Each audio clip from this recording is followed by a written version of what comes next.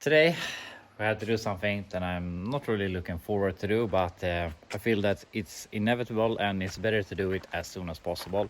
And that is, we really need to get my truck going again. I mean, it is obviously going, but I want it to be reliable so that I can drive it and use it. And partly because I want to fix it is because the only car I have right now I can drive is my Oldsmobile, and it is running fine and everything. But I feel it's only a matter of time before I break in something on that thing. And it was so fun this morning because we were driving to school, and all of a sudden my big son, asks me if we can do, he said it like this: can we do a burnout? There are no cars behind. And I thought that was really fun because he's sitting for himself thinking about doing a burnout, so he spots around to see that there are no cars, and then he asks me because he thinks it's a good opportunity. And I thought that was hilarious. So obviously we made a little burnout. And when I bought this thing with a straight six, I was really careful the first day. I didn't want to try and do any burnouts or something like that because I didn't want to break it. And now I'm clutch dumping it in second gear, and it does a brutal one wheel peel up to like 50 miles per hour. And I feel it's just a matter of time before we explode the spider gears, or we smoke first or second gear on the transmission, and that thing becomes sitting for some amount of time. And at that point I'm out of a vehicle, I can't drive anywhere. So we really need to get this thing up and going. So the goal here for today is I want to get the new engine at least in place, maybe not installed with everything, but I think that we might have it up and running again before the day is over. We'll see, but the goal at least get the engine in so we can get the hood back on and close it so that so I don't have to have a tarp on it over the night. That's the plan at least. But something else I just wanted to tell you. I got an offer 2 days ago on the Nova, and I was really, how can I say it, inclined, or I wanted to take that offer. I have it currently listed for the equivalent of $4,800, which I think is a good price for a two-door hardtop, at least here in Sweden, with everything considered. But he offered me $4,000 for it. But I wanted to take his offer, and I would have done it, but the thing was that he was from Denmark, and with the stupid rules and everything we have, it is, I'm not gonna say it's a huge pain, but it is a bit of a pain to export a vehicle from Sweden. Not so much, I mean, he can come here, he can pick it up, and he can take it down to Denmark, no problem. But then comes the headache for me getting it unregistered here in Sweden. So I have to rely on him, firstly, sending the license plates back. Here in Sweden, when a car gets their license plates, those plates are tied to the car until it gets scrapped or it gets exported. So all of the plates that are on these cars are very specific to the cars that they are on, which means that I need those plates back to send them to my equivalent of the DMV. And so I have to rely on the buyer sending that to me. But that's not a big problem because I can order new plates. That's no problem. They're like $10 each or something. And I can take those new plates and have them at home, and I can send in those. So that's not the biggest issue. The issue is I need some sort of paperwork to prove that the car is not still in Sweden.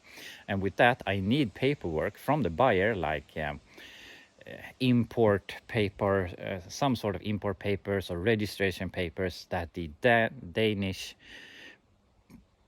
DMV or something can get to the buyer, that then has to send them to me so I can prove to them that the car is no longer in Sweden and they can deregister it. The thing is, otherwise that thing will still be registered to me, and that can lead to a whole lot of problems because I can't get rid of the paperwork. You have to pay a very small amount of money every year in registration fee, which I obviously don't want to pay for a vehicle I don't own. And also, I mean, he could take that car, put it on a parking space. I don't think he will do that, and it will rack up parking tickets, which will obviously be sent to me because in that case those plates belong to me. So that is something I'm worried about, and I just didn't want to go through that. Also, he was picking it up in 3 weeks, which I thought was a little bit too long time. There was just too much things around it that made me want to not take his offer, but I really wanted to take his offer. I would gladly accept 4 grand for that thing right now. So yeah, we'll see what happens. I'm probably gonna lower the price on my ad, maybe make a new ad for it and see if I can get it sold. But anyway, that's just an update with the Nova. Now I'm gonna go ahead and change into my working clothes, and we're gonna start pulling the engine out of my truck. So this obviously isn't rocket science. We just have to remove a bunch of bolts and nuts, and then eventually this will come out. I've started to drain the coolant, and as you can see on the color here, this is because the bars stop leak that I added to the radiator in a hope of sealing up the potential head gasket, but obviously that didn't work. So I'm going to flush the radiator and also need to flush the heater core because I have a really bad heat in this thing. And I changed the thermostat the last winter, and I think, I'm not sure, but I believe that held on a bit better, and we got some higher temp into the truck, and that's when my issues started to become more apparent. But I also have had problems over past few years where the temp would spike and then go down again. But every time, or when it has done that, I have gone out and checked, and it hasn't been that hot. So I've heard that a bad head gasket can make the temperature sender fluctuate. Yeah, I don't know. Go back and forth. I don't know the word. But so yeah, I don't know. But yeah, I'm gonna do a time lapse here, and hopefully we have to have this out pretty soon.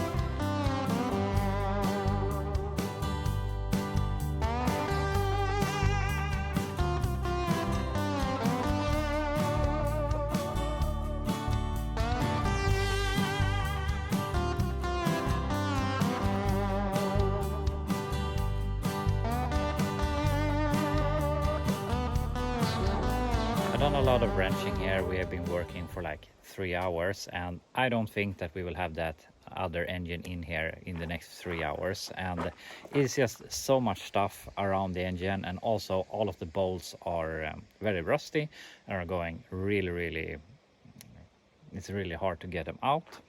And if we take in comparison, I took out a straight 6 of the Oldsmobile and converted it to a V8 with everything around it, and got the engine in within a day. And I don't even think that I will be able to do a day swap with this thing, just because there's so much things with the TBI setup, with the belt setup.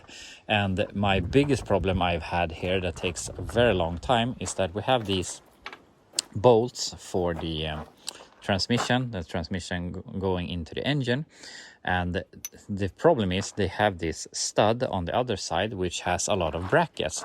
We have brackets for the fuel line, we have brackets for a cover for the starter, and these threads were going really roughly, so it was really hard to get them out. And there is also very limited space. There are, as I said, these brackets that are connected to this are always in the way, and especially on this one, which was the next low, or was it the lowest on that side? I can't remember already, but there was a bracket that does a 90-degree bend so tight that I couldn't even fit the tool onto these nuts. I'm not sure how they did that in the factory, but I mean, they didn't give any fucks about anyone removing this later on.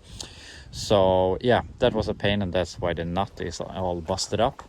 But I got them out. But I mean, on the Oldsmobile it took like 5 minutes to remove all the bell housing bolts, and on this thing it took like 45 minutes. So everything just takes a lot longer time here. But I mean, I am complaining that it is a bit more tight on this thing, but obviously it's a lot more space than more modern vehicles. In my opinion, this is a new vehicle, newer, and this is my newest vehicle, and it's from '89. So I'm probably have a bit weird angle of seeing things with the age of vehicles, but yeah, for me it's a new vehicle. But anyway, I'm not gonna complain too much here. We are going to remove the transmission pan, not the pan, but the cover for the torque converter, loosen the bolts to the torque converter, engine mounts, and then I have to think about if we can remove this whole piece that holds all of the accessories, and maybe shove it in here, because that would be nice not to have to lose the power steering lines and the AC lines and so on. The AC doesn't work anyway, but otherwise we have to remove the lines and remove all of this and then move this over to the new engine.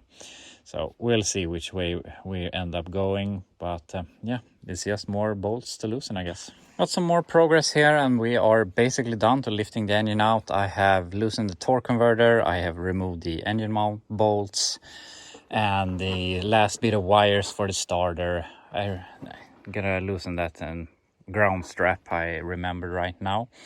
But also something that was really good was that you could split this front bracket, so the AC pump could go this way and the rest could go that way, so I mean, it doesn't really matter, but it could stay in the car, saving us some time. And I'm guessing since not all trucks were equipped with AC, this is a extra bolt-on bracket, which not every truck had, only the AC trucks. So I'm guessing that's why. So yeah, we are all at least this far.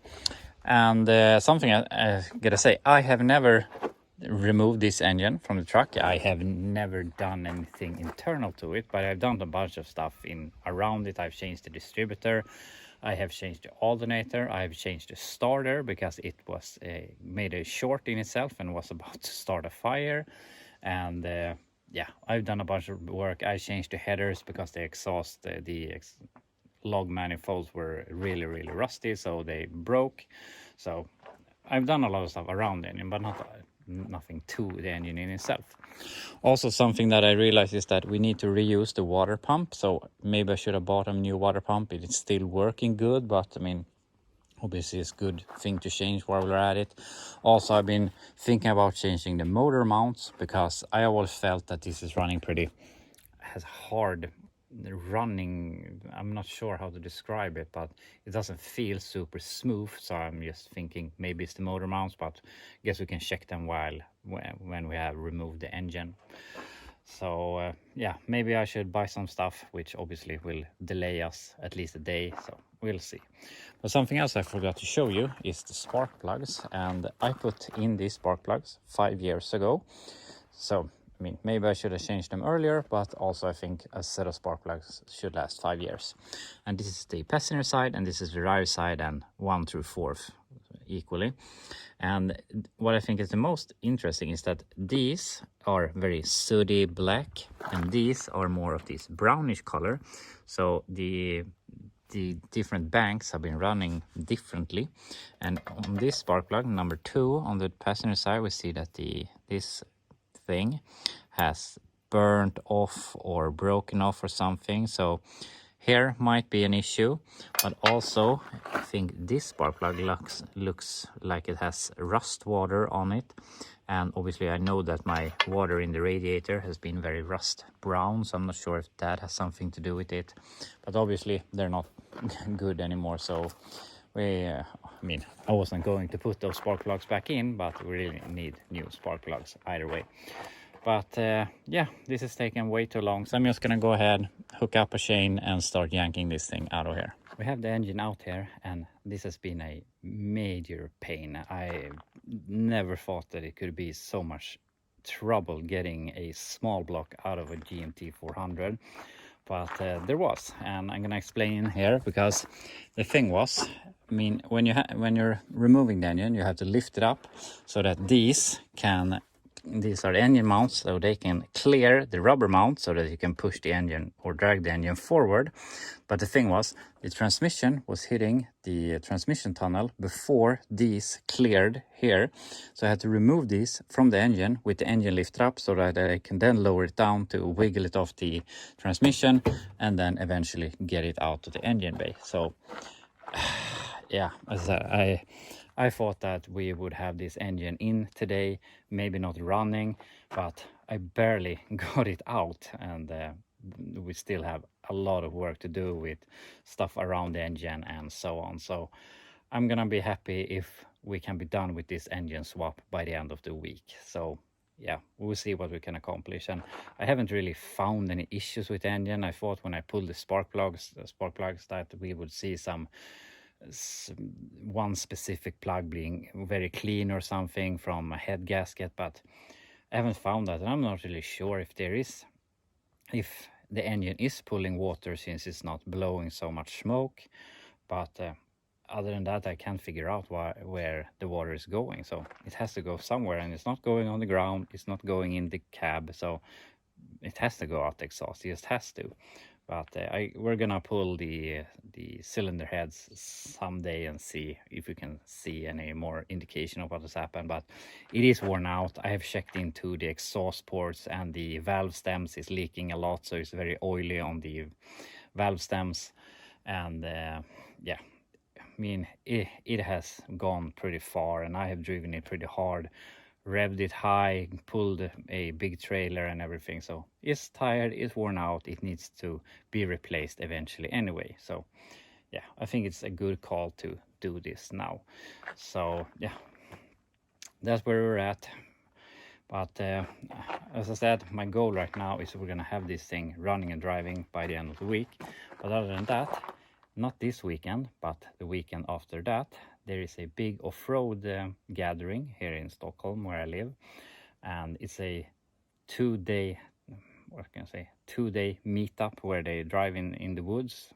And there's a lot of people driving, and it's really fun to watch and I've been there several times with my kids, and they have really been wanting to go on that event and bring our own vehicle.